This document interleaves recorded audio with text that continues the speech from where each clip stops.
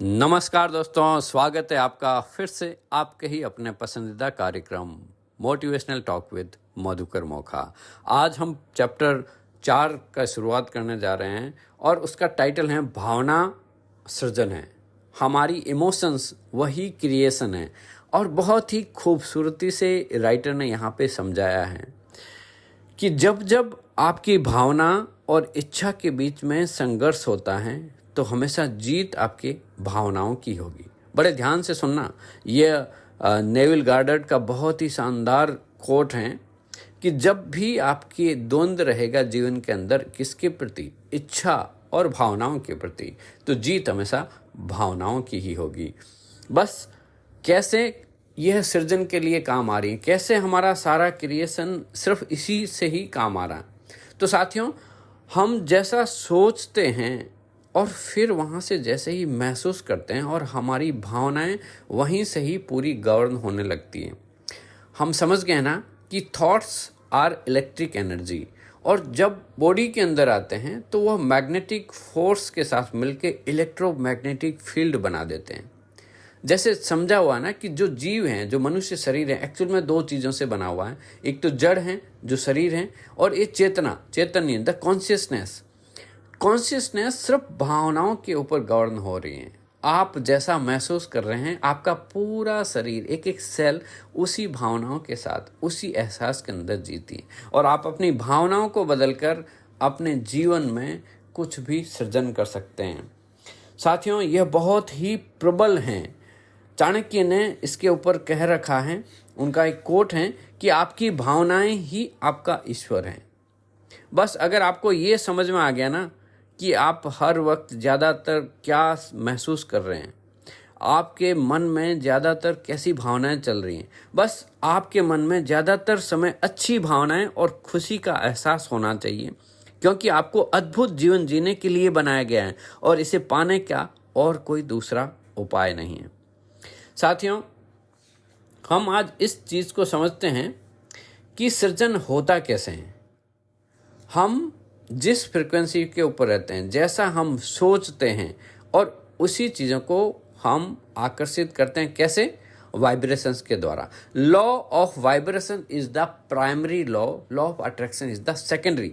Understand, ध्यान से समझ लें। इसलिए ही हम कैसा महसूस कर रहे हैं, हम किस फ्रिक्वेंसी के ऊपर वाइब्रेट कर रहे हैं, हमारी एक एक सेल, एक एक कोशिका कैसे महसूस कर रही है, वही हमारा भविष्य तय कर रही है। और इसको हम कभी भी बदल सकते हैं। सिर्फ प्रेम की विराट शक्ति, जो प्रेम देने की भावना है, वो एक छोटे से बिंदु जैसी है।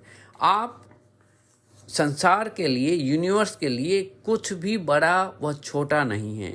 उसके लिए तो एक सुई बनाना, चाहे वो गगनयान 3 बनाना, दोनों में एक ही एनर्जी लगती है।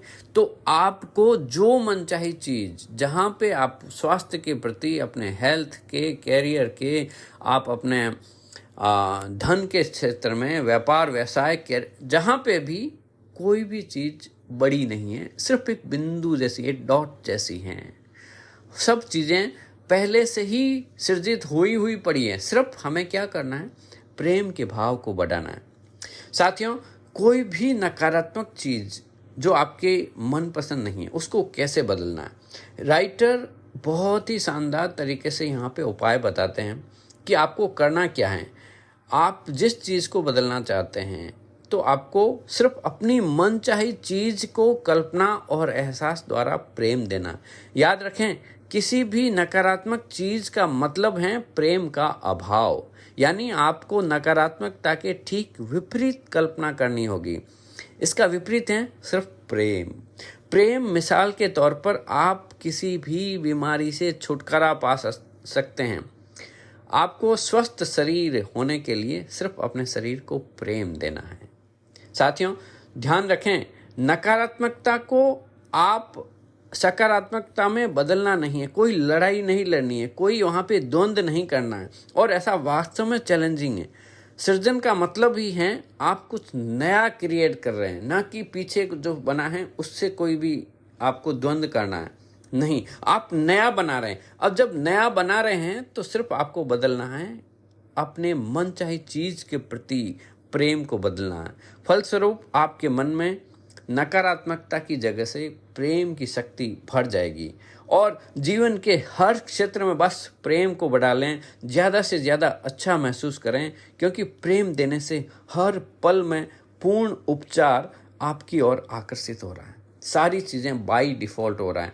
हमें सिर्फ इतना ही काम करना है और फिर देखिए आपकी मनचाही चीज़ कैसे आपकी तरफ हर जगह आपके जीवन क्षेत्र में बढ़ती जाएगी। साथियों, आप सभी का हृदय से आभार, धन्यवाद धन्यवाद धन्यवाद।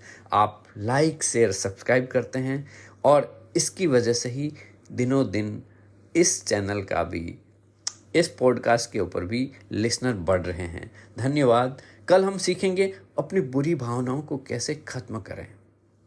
बने रहें मेरे साथ। जय हिंद, जय भारत।